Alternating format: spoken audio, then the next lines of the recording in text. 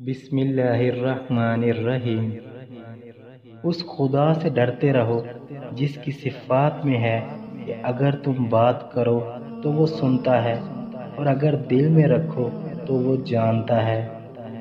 سب سے بڑا عیب یہ ہے کہ تم کسی پر وہ عیب لگاؤ جو خود تم میں موجود ہے۔ توبہ روح کا غسل ہے، جتنی بار کی جائے روح میں نکھار پیدا ہوتا ہے۔ ایسے شخص کے ساتھ غداری کتنی بری ہے جس نے خود کو تمہارے سپرد کر دیا ہو۔ دولت مٹی کی طرح ہے، اور مٹی کو پیر کے نیچے رکھنا چاہیے۔ اگر سر پر چڑھاؤ گے تو قبر بن جائے گی، اور قبر زندہ لوگوں کے لیے نہیں ہوتی۔ جس شخص کے دشمن نہ ہوں اور سب دوست ہوں، اس جیسا منافق کوئی نہیں، کیونکہ دشمن اس کے ہوتے ہیں جو حق کی بات کہتا ہو۔ جو شخص تم پر غصہ کرے مگر پھر بھی تعلق ختم نہ کرے، وہ برے وقت میں تمہارا سچا ساتھی ہے۔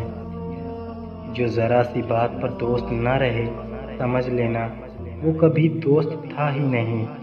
اگر کوئی تم سے بھلائی کی امید رکھے تو اسے مایوس مت کرو، کیونکہ لوگوں کی ضرورت کا تم سے وابستہ ہونا تم پر اللہ تعالیٰ کا خاص کرم ہے۔